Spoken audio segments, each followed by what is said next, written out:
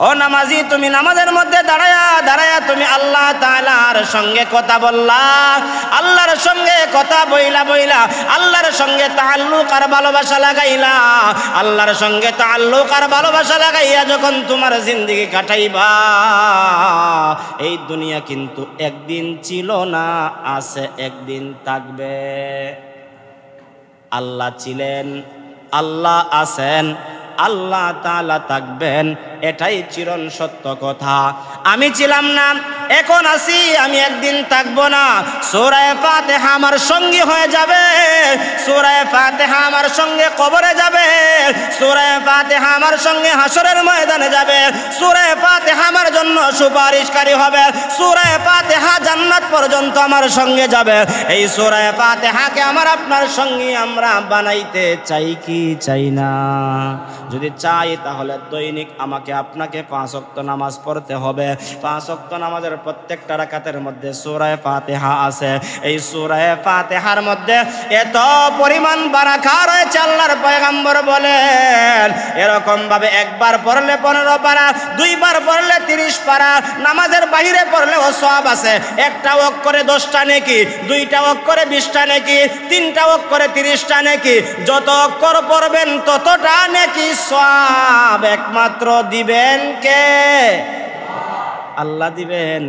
এই নেকি আর সওয়াব যখন হাসরের ময়দানে আপনার বেশি হয়ে যাবে, জান্নাতের মধ্যে আপনার মাকাম আর মর্যাদা আমার আল্লাহ বাড়াইয়া দিবে।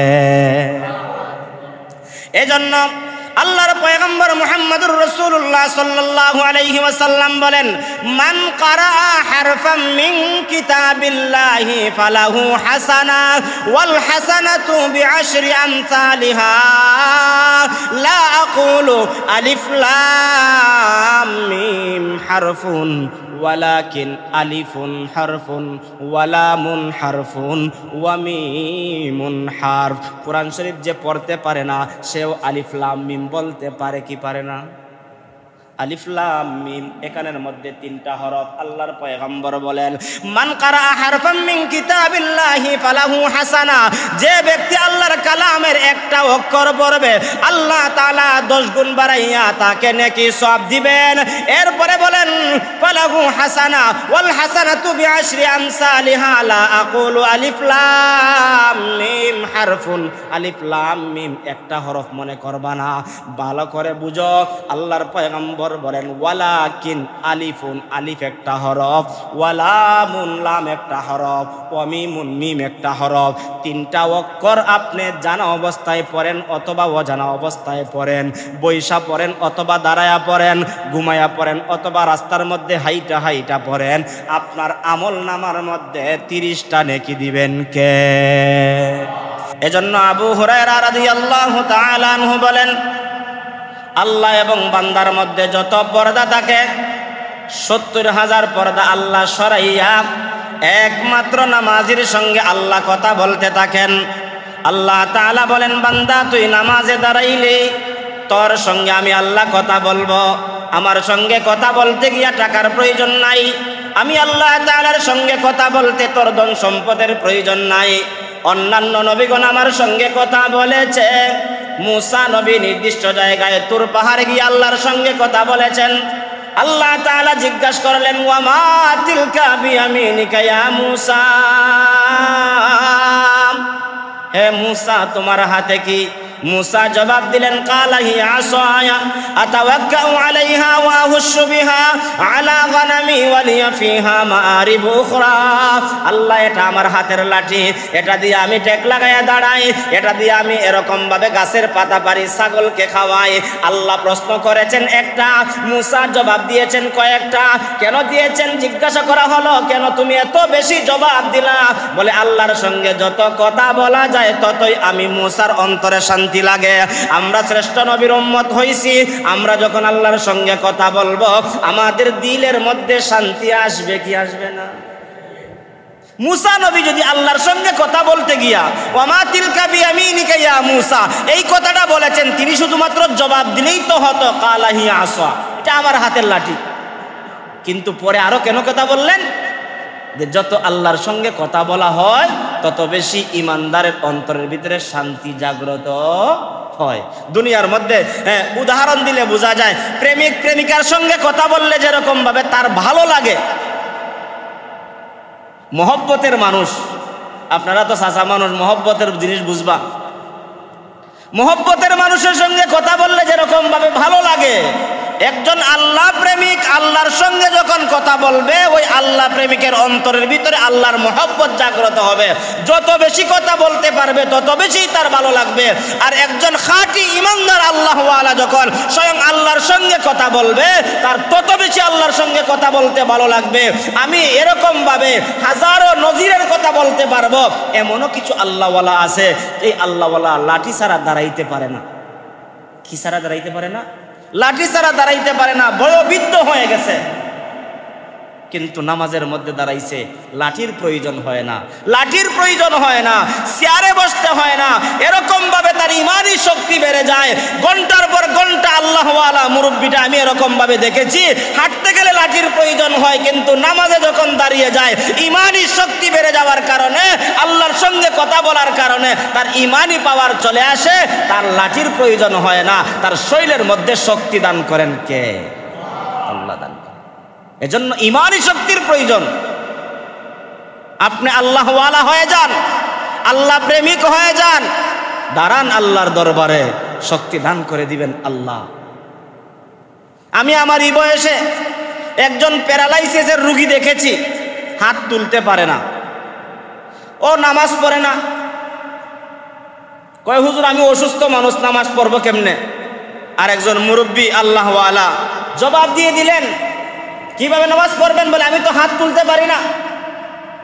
বলে আপনি যতটুক পারেন হাত তুলেন, যতটুক পারেন কি করেন? হাত তুলেন। এরকম ভাবে আস্তে আস্তে যখন প্রতিদিন নামাজের জন্য প্র্যাকটিস করে, এক হাত তুলতে পারে, আর এক হাত কিন্তু তুলতে পারে না। আস্তে আস্তে তুলতে দেখা যায় সপ্তাহ, 15 দিন, 20 দিন, 1 মাস হয়ে গেছে। এবার দেখা যায় ডাক্তারের চিকিৎসা ছাড়া আল্লাহর বান্দাকে আল্লাহ তাআলার দিকে যখন দাবিত হয়ে গেছে, অসুস্থ হাতটা আল্লাহ তাআলা সুস্থ করে দিয়েছে। তো আল্লাহর কাছে আইসা আপনি চান, ডাক্তারে যা পারে না তা পারেন কে? আল্লাহ পারেন। গত শুক্রবার একটা কথা বলেছিলাম না, সূরা ফাতিহার ফজিলত বলতে গিয়া, যে সূরা ফাতিহার এই পরিমাণ বারাকা আমি নিজের চোখে দেখেছি। অসুস্থ বিছানায় পড়ে গেছে, ডাক্তার সিট কেটে দিয়েছে যে তাকে বাড়িতে নিয়ে যাও, আর এখানে কোনো চিকিৎসা নাই। ইয়াকিনের সাথে আল্লাহওয়ালা বুজুর্গ পানি পুক দিয়া তাকে দিয়েছে, পানি পান করেছে। আল্লাহ তাআলা তেলাওয়াতের বদৌলতে বান্দাকে সুস্থ করে দিয়েছে। এরপরে মাসখানিকের উপরে সে সুস্থ তাইকা তারপরে মারা গিয়েছে। এই যে তাকলো বাঁচলো, এই আয়াতের মধ্যে বারাকা দিয়েছেন কে? আপনি দেখবেন ডাক্তারের কাছে যাওয়ার পরেও ডাক্তার বলবে, আমি তো কেবলমাত্র প্রেসক্রিপশন লেখার মালিক, ওষুধে কমাইতে পারে না, কমানোর মালিক আল্লাহ, আমি তো কেবলমাত্র লেখা দিলাম, আপনি খান, আল্লাহর কাছে ভরসা করেন, আল্লাহ তাআলা আপনাকে সুস্থ করে দিতে পারে। বলুন তো দেখি, দুনিয়ার ডাক্তার বলেন, ইঞ্জিনিয়ার বলেন, যারাই আছে, আল্লাহর দেওয়া হাতের মতন একটা হাত বানাইতে পারবে? আল্লাহর দেওয়া পার মতন একটা পা বানাইতে পারবে? আল্লাহর দেওয়া একটা জোড়া, এই জোড়াটা আপনি যত বেশি লাড়ান তত বেশি আপনার আরাম হয়, ভালো লাগে। কিন্তু এই জায়গাটা যখন ভেঙে যায়, ডাক্তার বইলা দেয় বেশি লড়াইয়েন না, লড়াইলে আপনার সমস্যা হতে। সবচাইতে বড় ইঞ্জিনিয়ার আমার আল্লাহ বানায় দিলেন। আল্লাহ বলেন, বান্দা এই হাতটার দিকে তাকাইয়া প্রশংসা করবে একমাত্র আমি আল্লাহ। এখন তো আমার শরীরে শক্তি থাকার কারণে আমি মনে করি আমার হাত, আমার পায়ে শক্তি থাকার কারণে মনে করি আমার পা। পার যখন শক্তি চলে যায়, হাতের যখন শক্তি চলে যায়, তখন সময় হই রে আল্লাহ আমারে খালি বিপদ দেখে, আর কেউ দেখে না। হয়নি এরকম মানুষে হয় আল্লাহ খালি তারই বলে খালি বিপদ দেয় না, না, আল্লাহ আপনার এটা দিয়ে পরীক্ষা করতেছে, কি পরিমাণ সবর করেন, ধৈর্য ধরেন। আর সবর না কইরা আল্লাহর বিরুদ্ধে কথা বললেন, আল্লাহ তো চাইলে তার চাইতে বড় বিপদও দিতে পারে কি পারে না? এজন্য নামাজের মধ্যে দাঁড়াইয়া আমরা একমাত্র প্রশংসা করব কার? সংক্ষিপ্তভাবে আমি বলতে চাই, নামাজি নামাজের মধ্যে দাঁড়াইয়া আল্লাহর প্রশংসা করলো, আলহামদুলিল্লাহি রাব্বিল আলামিন বলল। আল্লাহ তাআলা জিজ্ঞাসা করলেন বিশ্বজাহানের প্রতিপালককে, নামাজি বান্দা নামাজের মধ্যে দাঁড়াইয়া কি বলল? আর রহমানির রহিম, যিনি রহমান এবং রহিম তিনি হলেন বিশ্বজাহানের প্রতিপালক। এবার আল্লাহ তাআলা জিজ্ঞাসা করলেন, ও বান্দা, রহমান এবং রহিমকে গত শুক্রবারে বিস্তারিত বলেছি, আজকে কেবলমাত্র টাচ দেওয়া যায়। নামাজি ডাক দিয়া বলে, মালিকি ইয়াউমিদ্দিন, মালিক হলেন যিনি, তিনি হলেন রহমান এবং রহিম। এটাও বলেছিলাম রহমান নামের গুণবাচক নামের কি ফজিলত, রহিম নামের গুণবাচক নামের কি ফজিলত। এরপরে আমার আল্লাহ তাআলা বলেন, ও আমার বান্দা, তুই যেহেতু বললে আমি হলাম বিচার দিনের মালিক, সত্যি আমি আল্লাহ বিচার দিনের মালিক। দুনিয়াতে বিচার করনেওয়ালা হাজার মানুষ থাকতে পারে, আখিরাতে কিয়ামতের কঠিন ময়দানে আর কেউ বিচার দিনের মালিক হবে না। একমাত্র বিচার দিনের মালিক যিনি হবেন তিনি কে? এই জন্য আমার আল্লাহ ডাক দিয়া বলবেন, আনাল মালিক, আমি হলাম বিচার দিনের মালিক। আইনা মুলুকুল আরদ, দুনিয়ার তকব্বরওয়ালারা কোথায়? দুনিয়ার ক্ষমতাওয়ালারা কোথায়? দুনিয়ার দাপটওয়ালারা কোথায়? কেউ কোন কথা বলবে না। আল্লাহ তাআলা নিজেই জবাব দিয়া বলবেন, লিল্লাহিল ওয়াহিদিল কাহার। আল্লাহ নিজেই ডাক দিয়া বলবেন, আমি হলাম বিচার দিনের মালিক, আমি আল্লাহ আজকে কাহার ধারণ করেছি। কাহারিয়তের ধারণকৃত জিনিসটা যখন একটা মানুষ দেখবে, কাহারিয়তের বয়ের কারণে হাজারো কোটি কোটি মানুষ আল্লাহ তাআলার হাসরের ময়দানে তরতর করে কাঁপতে থাকবে। কেউ কোনো কথা বলার সাহস পাবে না। একমাত্র কথা বলবেন এক পর্যায়ে আপনার নবী, আমার নবী, দু জাহানের সরদার নবী, উম্মতের কান্ডারি নবী মুহাম্মদুর রাসূলুল্লাহ সাল্লাল্লাহু আলাইহি ওয়াসাল্লাম। এই জন্যই তো ওই আল্লাহ তাআলা ওই নবীর কাছে কোরআন নাজিল করে বিশ্ববাসী মানুষদেরকে হেদায়েতের জন্য গাইডলাইন কোরআন দিয়েছে। এই কোরআন আল্লাহ আমার নবীর কাছে দিয়েছেন। আর ওই নবী এক পর্যায়ে হাসরের ময়দানে আল্লাহর কাহারিয়ত দেইখা, আল্লাহর রাগ আর গুসা দেইখা এত বেশি ভয় পেয়ে যাবে, আদম নবী কথা বলার সাহস পাবে না, নূহ নবী কথা বলার সাহস পাবে না, মুসা নবী কথা বলার সাহস পাবে না। যেই মুসা নবী তুর পাহাড়ে গিয়ে আল্লাহর সঙ্গে কথা বলেছেন, যেই নূহ নবী আল্লাহর সঙ্গে কথা বলেছেন, যত পয়গম্বর আল্লাহ দুনিয়াতে পাঠাইছেন নির্দিষ্ট সময়ে নির্দিষ্ট জায়গায় প্রত্যেক নবীর সঙ্গে আল্লাহ কথা বলেছেন। কিন্তু ওই জায়গায় গিয়ে আল্লাহর সঙ্গে কথা বলার সাহস কারো থাকবে না, একমাত্র আমার নবী, আপনার নবী। হাসরের কঠিন ময়দানে ইয়া নফসি নফসি, নিজের কথা চিন্তা করবেন না, বলবেন ইয়া রব্বি হাবলি উম্মতি, আল্লাহ আমার উম্মতকে বাঁচাও। উম্মতের দরদি নবী আমার নবী, আপনার নবী। কিন্তু আজকে ওই নবীর ইতিহাদ অনুসরণ আমাদের কাছে নাই। হাসরের ময়দানে একমাত্র আমার নবী কথা বলবেন। মালিক ইয়াউমিদ্দিন, বিচার দিনের মালিক আল্লাহর সঙ্গে। বিচার দিনের মালিক কে? আল্লাহ। আর আল্লাহর সঙ্গে হাসরের ময়দানে কথা বলবেন একমাত্র সরকারে দু আলম নবী মুহাম্মদুর রাসূলুল্লাহ সাল্লাল্লাহু আলাইহি ওয়াসাল্লাম। এই বিষয়ে আরেকদিন আলোচনা হবে। এরপরে নামাজি বান্দা বলে, আল্লাহ আপনি যেহেতু বিচার দিনের মালিক, তাহলে আমরা ইবাদত করব একমাত্র কার? আল্লাহ। ওয়া ইয়্যাকা নাস্তাঈন, এবং সাহায্য চাইব একমাত্র আপনার কাছে। এবার আল্লাহ তাআলা বলেন, ও আমার বান্দা, আমার কাছে কি সাহায্য চাও? আমার কাছে কি সাহায্য চাও? এবার নামাজি ডাক দিয়া বলেন, ইহদিনাস সিরাতাল মুস্তাকিম। আল্লাহ আপনার কাছে একটাই সাহায্য চাই, একটাই প্রার্থনা চাই, আমাদেরকে সরল পথ, সোজা পথ, ইহদিনাস সিরাতাল মুস্তাকিমের রাস্তায় পরিচালিত করো। আমরা কোন রাস্তায় চলতে চাই? দুনিয়াতে অনেক রাস্তা পাইবেন। ইলামের গাঁওতে গিয়া বিশ্বনাথ যাইতে অনেক রাস্তা আছে না নাই? এদিকেও যাইতে পারবেন, এদিকেও যাইতে পারবেন, আবার ওদিকেও যাওয়া যায়, বিভিন্ন রাস্তা আছে। এবার আপনি সব রাস্তার মধ্যে আপনি জ্ঞানী মানুষ চিন্তা করবেন, বিশ্বনাথ যাওয়ার সময় কোন রাস্তায় সহজে যাওয়া যায়, কোন রাস্তায় সহজে তাড়াতাড়ি কিভাবে বিশ্বনাথ যাওয়া যায়, ওই রাস্তাটা একজন জ্ঞানী মানুষ তালাশ করেনি না করে না? হয় আমার সময়ও বাঁচতে হবে, তাড়াতাড়িও যেতে হবে। আল্লাহ বলেন আমার বান্দা আমার কাছে সঠিক রাস্তা চাইছে। হিন্দুরাও বলে তাদের রাস্তা সঠিক, খ্রিস্টানরাও বলে তাদের রাস্তা সঠিক, বেদিন বেঈমানরাও বলে তাদের রাস্তা সঠিক। সবাই যার যার ধর্মের রাস্তাকে সঠিক মনে করে।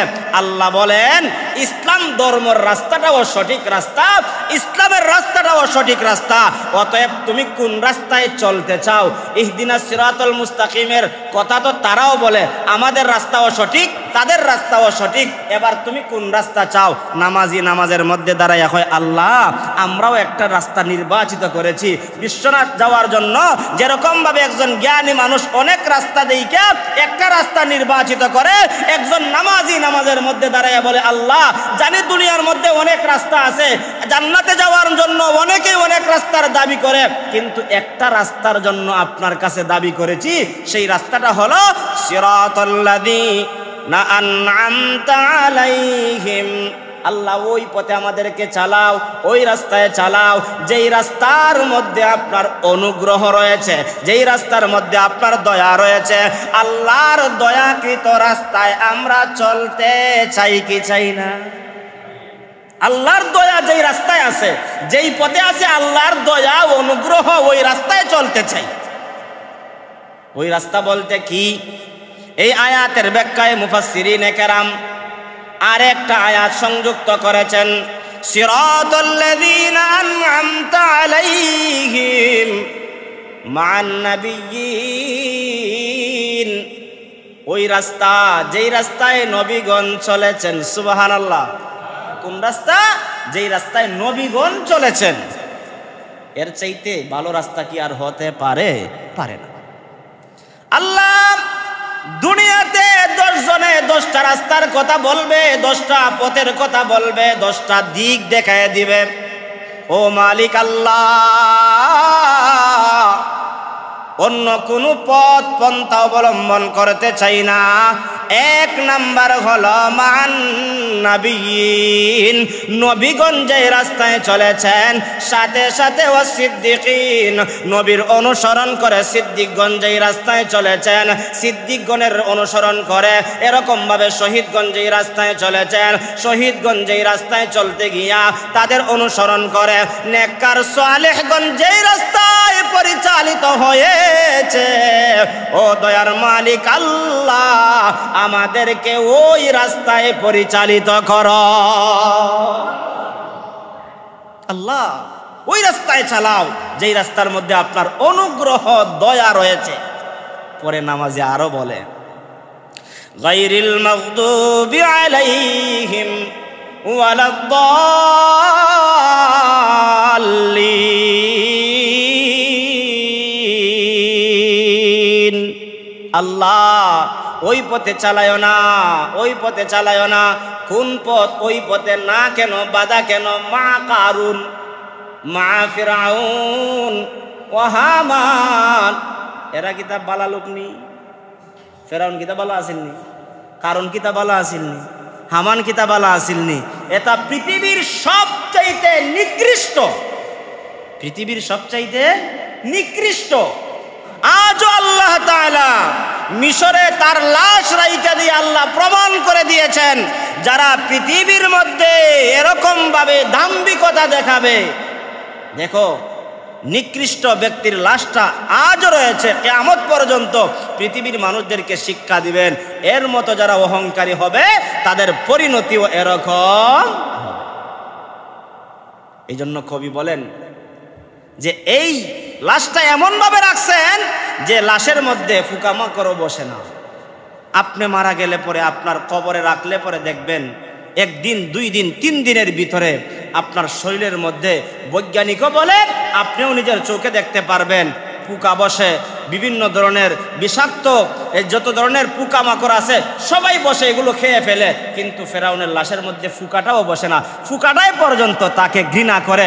এত নিকৃষ্ট হয়ে গেছে, এত নিকৃষ্ট হয়ে গেছে, একটা পোকা পর্যন্ত তার লাশের উপরে বসতে রাজি না। এজন্য কবি বলেন যে এই লোকটা এত নিকৃষ্ট, এমন নিকৃষ্ট থেকে একজন নামাজি কি চায়? পানাহ চায়। তার কাছ থেকে তার মতো যাতে না হই, আল্লাহ ওই রাস্তা থেকে আমাদেরকে বিরত রাখো, ফিরাইয়া রাখো। একজন নামাজি নামাজের মধ্যে দাঁড়াইয়া আল্লাহর কাছে ফরিয়াদ করে, আমরাও নামাজের মধ্যে দাঁড়াইয়া এরকম ফরিয়াদ করিনি না করি না? আল্লাহ ওই পথে পরিচালিত করিও না যেই পথে আপনার গজব রয়েছে, যেই পথে আপনার অসন্তুষ্ট রয়েছে, এবং যেই পথে আপনার রাগান্বিত এবং গুসা। আল্লাহ ওই পথে পরিচালিত করিও না। হাদিসের মধ্যে লেখা হয়, নামাজি নামাজের মধ্যে এরকম ভাবে দাঁড়ায়া দাঁড়ায়া আল্লাহর সঙ্গে কথা বইলা যখন ওয়ালা দাল্লিন পর্যন্ত আসে, আল্লাহর কাছে যা চাইবার তো সে চেয়ে গেল, যা চাইলো আল্লাহর কাছে চেয়ে গেল। আর আল্লাহ তাআলা বলেন, বান্দা যখন ওয়ালা দাল্লিন বলে, সাথে সাথে আল্লাহ তাআলা তার সমস্ত চাওয়াকে কবুল করে। আল্লাহ তাআলাও আমিন বলেন, সাথে সাথে আল্লাহর বানানো ফেরেশতারাও আমিন বলে। এজন্য আমরাও ওয়ালা দাল্লিন শোনার পরে মনে মনে আমরাও আমিন কইতাম। আমাদের আমিন, ফেরেশতাদের আমিন, আল্লাহর আমিন যখন একাকার হয়ে যায়, আল্লাহ বান্দার সমস্ত চাওয়া কবুল করে নেন। ইমাম সাহেব বলেন না ওয়ালা দাল্লিন, এতটুকুই শেষ। এরপরে একটু তাইমার একটা সূরা পড়েন। হাদিসের মধ্যে এসেছে ওয়ালা দাল্লিন বলার পরে আপনিও আমিন বলবেন। আপনার আমিন আর ফেরেশতার আমিনের মধ্যে যদি একাকার হয়ে যায়, আপনি নামাজের মধ্যে দাঁড়াইয়া যা আল্লাহর কাছে চাইছেন, সমস্ত চাওয়া আমার আল্লাহ কবুল করে। একজন নামাজিকে আল্লাহ পরিপূর্ণতা দান করে দেয়। এজন্য রে ভাই, নামাজের মধ্যে দাঁড়াইয়া একমাত্র প্রশংসা করলাম আল্লাহর, আল্লাহর কাছে চাইলাম সঠিক রাস্তা। আল্লাহ তাআলা সঠিক রাস্তা আমাকে দেখিয়ে দিলেন। আল্লাহ তাআলার কাছে খারাপ রাস্তা থেকে বিরত থাকার জন্য রাস্তা দেখিয়ে দিলেন। সব কিছু দেখানোর পরে যখন আমিন হয়ে যাবে, আমিনের বরকতে আল্লাহ তাআলা আমাকে আপনাকে কবুল করে নিবেন। আমাকে আপনাকে যে আল্লাহ কবুল করে নিবেন, ওই ব্যক্তির চাইতে দামি আর সম্মানী আর কেউ হতে পারে না। এজন্য আমরা এমন দামি হতে চাই কি চাই না? ও নামাজি, তুমি নামাজের মধ্যে দাঁড়ায়া দাঁড়ায়া তুমি আল্লাহ তাআলার সঙ্গে কথা বললা, আল্লাহর সঙ্গে কথা বইলা বইলা আল্লাহর সঙ্গে তাআল্লুক আর ভালোবাসা লাগাইলা। আল্লাহর সঙ্গে তাআল্লুক আর ভালোবাসা লাগাইয়া যখন তোমার জিন্দেগি কাটাইবা, এই দুনিয়া কিন্তু একদিন ছিল না, আছে, একদিন থাকবে। আল্লাহ ছিলেন, আল্লাহ আছেন, আল্লাহ তাআলা থাকবেন, এটাই চিরন সত্য কথা। আমি ছিলাম না, এখন আছি, আমি একদিন থাকবো না। সূরা ফাতিহা আমার সঙ্গী হয়ে যাবে, সূরা ফাতিহা আমার সঙ্গে কবরে যাবে, সূরা ফাতিহা আমার সঙ্গে হাসরের ময়দানে যাবে, সূরা ফাতিহা আমার জন্য সুপারিশকারী হবে, সূরা ফাতিহা জান্নাত পর্যন্ত আমার সঙ্গে যাবে। এই সূরা ফাতিহাকে আমার আপনার সঙ্গী আমরা বানাইতে চাই কি চাই না? যদি চাই তাহলে দৈনিক আমাকে আপনাকে 5 ওয়াক্ত নামাজ পড়তে হবে। 5 ওয়াক্ত নামাজের প্রত্যেকটা রাকাতের মধ্যে সূরা ফাতিহা আছে। এই সূরা ফাতিহার মধ্যে এত পরিমাণ বারাকা রয়েছে, আল্লাহর পয়গম্বর বলেন এরকম ভাবে একবার পড়লে 15 পারা, দুইবার পড়লে 30 পারা, নামাজের বাইরে পড়লেও সওয়াব আছে। একটা ওয়াক্ত করে 10টা নেকি, দুইটা ওয়াক্ত করে 20টা নেকি, তিনটা ওয়াক্ত করে 30টা নেকি। যত অক্ষর পড়বেন ততটা নেকি সওয়াব একমাত্র দিবেন কে? আল্লাহ দিবেন। এই নেকি আর সওয়াব যখন হাসরের ময়দানে আপনার বেশি হয়ে যাবে, জান্নাতের মধ্যে আপনার মাকাম আর মর্যাদা আমার আল্লাহ বাড়াইয়া দিবে। এজন্য আল্লাহর পয়গম্বর মুহাম্মদুর রাসূলুল্লাহ সাল্লাল্লাহু আলাইহি ওয়াসাল্লাম বলেন, মান কারাআ হারফাম মিন কিতাবিল্লাহি ফালাহু হাসানা ওয়াল হাসানাতু বিআশরি আমসালিহা লা আকুলু আলিফ লাম মিম হারফুন ওয়ালাকিন আলিফুন হারফুন ওয়ালামুন হারফুন ওয়া মিমুন হারফ। কোরআন শরীফ যে পড়তে পারে না, সেও আলিফ লাম মিম বলতে পারে কি পারে না? আলিফ লাম মিম, এখানের মধ্যে তিনটা হরফ। আল্লাহর পয়গম্বর বলেন, মান কারা হারফাম মিন কিতাবিল্লাহি ফালাহু হাসানা, যে ব্যক্তি আল্লাহর কালামের একটা অক্ষর পড়বে আল্লাহ তাআলা 10 গুণ বাড়াইয়া তাকে নেকি সওয়াব দিবেন। এরপরে বলেন ফালাহু হাসানা ওয়াল হাসানাতু বিআশরি আমসালিহা, লা আকুলু আলিফ লাম মিম হারফুন, আলিফ লাম মিম একটা হরফ মনে করবা না, ভালো করে বুঝো। আল্লাহর পয়গম্বর বলেন ওয়ালাকিন আলিফুন, আলিফ একটা হরফ, ওয়ালামুন লাম একটা হরফ, ওয়া মিমুন মিম একটা হরফ। তিনটা অক্ষর আপনি জানা অবস্থায় পড়েন অথবা অজানা অবস্থায় পড়েন, বৈশা পড়েন অথবা দাঁড়ায়া পড়েন, ঘুমায়া পড়েন অথবা রাস্তার মধ্যে হাইটা হাইটা পড়েন, আপনার আমল নামার মধ্যে 30টা নেকি দিবেন কে? এজন্য আপনার সূরা ফাতিহার মধ্যে কি পরিমাণ অক্ষর আছে একবার মাথাটা লাগাইয়া চিন্তা করবা আর দেখবা যতটা অক্ষর আছে, যতটা হরফ আছে, প্রত্যেকটা হরফে যদি 10টা করে নেকি দেওয়া হয়, আপনি নামাজের মধ্যে দাঁড়াইয়া যে পড়বেন 10টা নেকি পাবেন না। আল্লাহর পয়গম্বর বলেন নামাজের মধ্যে দাঁড়াইয়া দাঁড়াইয়া যারা পড়বে আল্লাহর পয়গম্বর বলেন তার আমল নামার মধ্যে 70টা করে নেকি আল্লাহ তার আমল নামায় দান করে দিবে।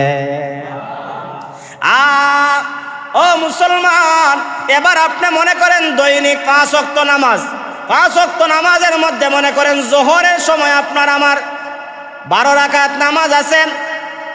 জোহরের ফরজের আগে আপনি 4 রাকাত সুন্নতে মুআক্কাদা পড়লেন, ইমাম সাহেবের সঙ্গে আপনি আরো 4 রাকাত পড়লেন, ইমাম সাহেব সালাম ফিরানোর পরে আরো 2 রাকাত নামাজ পড়লেন, মোট মনে করেন 10 রাকাত বাকি। 2 রাকাত যদি পড়েন ভালো, না পড়লে গুনাহ নাই, কিন্তু এগুলো না পড়লে গুনাহ আছে না নাই? আরেকটা কথা বলে ফেলি 1 মিনিটের ভিতরে, দৈনিক 12 রাকাত সুন্নতে মুআক্কাদা আছে। দৈনিক 12 রাকাত সুন্নতে মুআক্কাদা যদি কেউ ছেড়ে দেয় তাহলে সে কবিরা গুনাহ করলো, গুনাহগার হবে। দৈনিক 12 রাকাতের মধ্যে 2 রাকাত হলো ফজরের ফরজের আগে 2 রাকাত। দৈনিক ফরজের আগে কয় রাকাত? আরো জোরে বলেন কয় রাকাত? জোহরের ফরজের আগে 4 রাকাত, ফরজের পরে 2 রাকাত, এখানে 6 রাকাত আর ফজরে 2 রাকাত, মোট হলো কয় রাকাত? 8 রাকাত। মাগরিবের ফরজের পরে আমরা পড়ি আরো 2 রাকাত, হলো কয় রাকাত? 10 রাকাত। এশার নামাজের ফরজের পরে আমরা বিতিরের আগে আরো 2 রাকাত নামাজ পড়ি, এই মোট হলো 12 রাকাত। আল্লাহর পয়গম্বর এই 12 রাকাত সম্পর্কে একখানা হাদিসের মধ্যে বলেন, কোন বান্দা অথবা বান্দি যদি দৈনিক 12 রাকাত সুন্নতে মুআক্কাদার পাবন্দি করতে পারে, আল্লাহ তাআলা জান্নাতের মধ্যে ওই নামাজির জন্য একটা জান্নাতের মধ্যে বিল্ডিং বানাখানা তার জন্য নির্ধারিত করে রাখে। 12 রাকাত পড়নেওয়ালা নামাজি শুনো, তোমার জন্য আল্লাহ তাআলা সাজায় রাখছেন একটা বিল্ডিং বালাখানা। দুনিয়ার মধ্যে বিল্ডিং বানাইতে গেলে আপনার কোটি কোটি টাকা লাগতে পারে, তারপরেও কাজটা অসম্পূর্ণ থাকবে, মানুষ ত্রুটি ধরবে। বিল্ডিংটা যদি এরকম হতো অথবা বিল্ডিংটা যদি অন্য সাইজের হতো, আপনার এটার মধ্যে ত্রুটি এক ইঞ্জিনিয়ার দেখলে আরেক ইঞ্জিনিয়ার সেটার ত্রুটি বার করে। কিন্তু আল্লাহর পয়গম্বর বলেন 12 রাকাত নামাজ পড়নেওয়ালার জন্য আমার আল্লাহ জান্নাতের মধ্যে যেই বিল্ডিং বালাখানা বানাইবেন একমাত্র পরিপূর্ণ বানাইবেন, অপূর্ণ থাকবে সে যাওয়ার আগ পর্যন্ত। মানুষ বলবে বিল্ডিংটা তো ঠিক আছে, বিল্ডিং এর মালিক কোথায়? বললে বিল্ডিং এর মালিক তো এখনো ইলামের গাঁও আছে। বলে ওই লোকটা মারা যাওয়ার সঙ্গে সঙ্গে আমার আল্লাহ তাআলা 12 রাকাত পড়নেওয়ালার জন্য অসম্পূর্ণ বিল্ডিংটা তার নামে রেজিস্ট্রি করে দিবে। এজন্য দৈনিক 12 রাকাত সুন্নতে মুআক্কাদা আমরা পড়তে চাই কি চাই না? এই 12 রাকাতের ভিতরে সূরা ফাতিহা লাগবে নি? 12 রাকাতের মধ্যে 12 বার সূরা ফাতিহা পড়া লাগবে। 12 রাকাতের মধ্যে কয়বার লাগবে? 12 বার সূরা ফাতিহা লাগবে। এরপরে দৈনিক মনে করেন ফজরের 2 রাকাত ফরজ, যোহরের 4 রাকাত ফরজ, আসরের 4 রাকাত ফরজ, মাগরিবের 3 রাকাত ফরজ, এশারের 4 রাকাত ফরজ, প্রত্যেকটা নামাজের মধ্যে প্রথম 2 রাকাতে জেহরি নামাজে ইমাম সাহেব জোরে জোরে পড়ে, আপনি মনোযোগ সহকারে শুনবেন। আল্লাহর পয়গম্বর বলেন, পড়নেওয়ালা যেরকম ভাবে সওয়াব পাবে, মনোযোগ সহকারে শ্রবণকারীরও সেই পরিমাণ সওয়াব আল্লাহ তার আমলনামায় দান করে দিবে। এজন্য আমাদেরকে মনোযোগ সহকারে ইমাম সাহেবের পিছনে দাঁড়াইয়া সূরা ফাতিহা হোক অথবা যে কোনো কেরাত হোক আমাদেরকে শোনা দরকার। শুনলেও সওয়াব দিবেন কে? তাহলে 12 রাকাত সুন্নতে মুআক্কাদা, এদিকে আমরা পাইলাম আরো 17 রাকাত ফরজ নামাজ। এরপরে যদি কোনো আল্লাহওয়ালা নামাজের মধ্যে দাঁড়াইয়া বলে না না আরো 2 রাকাত নামাজ পড়ি, আরো 4 রাকাত নামাজ পড়ি, আমি মাগরিবের পরে 6 রাকাত আওয়াবিরের নামাজ পড়ব, আমি তাহাজ্জুদের সময় রাত 12টার পরে আমি আরো 4 রাকাত তাহাজ্জুদের নামাজ পড়ব, আমি এরকম ভাবে যেই সময় পাই 2 রাকাত নামাজ পড়ব। যেই 2 রাকাত পড়েন, 4 রাকাত পড়েন, 8 রাকাত পড়েন, 10 রাকাত পড়েন, 12 রাকাত পড়েন, যত রাকাত নামাজ পড়বেন প্রত্যেকটা রাকাতের মধ্যে সূরা ফাতিহা লাগে। আর সূরা ফাতিহা পড়ার দ্বারা আপনার আমলনামার মধ্যে নেকি সওয়াব একমাত্র দিবেন কে? এজন্য সূরা ফাতিহা সম্পর্কে গতকাল এবং আজকে সহ আমরা যা শুনলাম, 1 নাম্বার কথা হলো সূরা ফাতিহা পড়ার দ্বারা রোগ থেকে শিফা দান করবেন। 2 নম্বর হলো সূরা ফাতিহা পড়ার দ্বারা দুনিয়ার বিপদ মালা মুসিবত থেকে আল্লাহ হেফাজত করবেন। 3 নম্বরে সূরা ফাতিহা পড়ার দ্বারা আখিরাতে আল্লাহ মর্তবা বাড়ায় দিবেন। 4 নম্বরে সূরা ফাতিহা আপনাকে জান্নাত পর্যন্ত পৌঁছায় দিবে। ওই সূরা ফাতিহার সঙ্গে মহব্বত আর ভালোবাসা রাইখা দুনিয়াতে যদি কাটাইতে পারি, তাহলে ওই কোরআন আমাকে দলে দলে আল্লাহর তরে জান্নাতের মেহমান বানায় দিবে। ওই সূরা ফাতিহাকে মহব্বত করা আমার আপনার জন্য দরকার আছে না না? আরো মহব্বতের সাথে বলেন না আছে না নাই? বলে হুজুর আপনিও তো সূরা ফাতিহা পড়েন, আমিও তো পড়ি, সবাই তো পড়ে। আজকে দেখেন একজন মানুষকে জিজ্ঞাসা করেন সূরা ফাতিহাটা তেলাওয়াত করার জন্য, তার সূরা ফাতিহার মধ্যে দেখা যায় 10টা ভুল পাওয়া যায়। আলহামদুর জায়গাত হয় আলহামদু, আছে না নাই? গায়রিল মাগদু জায়গাত হয় গায়রিল মাগদু, আছে না নাই? ভুলের অভাব নাই, কিন্তু ভুল ঠিক করার জন্য লোক নাই। ভুলের অভাব নাই, ভুলের কি নাই? অভাব নাই, কিন্তু ভুল ঠিক করার সময় আমার কোনো সময় নাই। এজন্য পড়তে গেলে 4টা লাভ হাসিল করতে গেলে আমার কি করতে হবে? সূরা ফাতিহাকে সঠিক শুদ্ধ করে পড়তে হবে। এজন্য আমরা সূরা ফাতিহা সব নামাজে যেহেতু লাগে, এই সূরা ফাতিহাকে সহি শুদ্ধ করে পড়তে আমরা চাই কি চাই না? আরো জোরে কইনা চাই না চাই না? এজন্য আপনি সূরা ফাতিহাটারে সহি করে পড়ার চেষ্টা করেন, সহি করে পড়ার চেষ্টা করেন। যত সহি করে পড়বেন, যেরকম ভাবে সওয়াব 10টা নামাজের মধ্যে পড়লে 70টা, যত ভালো করে পড়বেন তত সওয়াব বেশি। আর মন্দ কইরা ভুলে পড়লে সওয়াব পাইবেন দূরের কথা, গুনাহ পাইবেন, গুনাহ গুনাহ। বলে এত কঠিন কথা কেন? আপনি যদি লেখেন যে আমার সোনার বাংলা, একটা কথা দেখাই, বাংলাতে লেখলেন, এখানের মধ্যে আমার জায়গা যদি এমআর লেখেন, স্কুলের স্যার কত কাটবে? একটা মার্ক কেটে ফেলবে একটা ভুলের কারণে। আল্লাহ কি কাটতা নাইনি? আল্লাহর কালাম পড়তে যদি ভুল করি, আল্লাহ কি তার মার্ক কাটতা নাই? খাটবা। আল্লাহর ক্ষেত্রে দিয়ে আমরা বুঝি না, দুনিয়ার ক্ষেত্রের দিকে বুঝি। এজন্য আমাদেরকে সব দিক দিয়ে বুঝা আমল করার জন্য আল্লাহ তৌফিক দান করেন। সবাই বলে আমিন।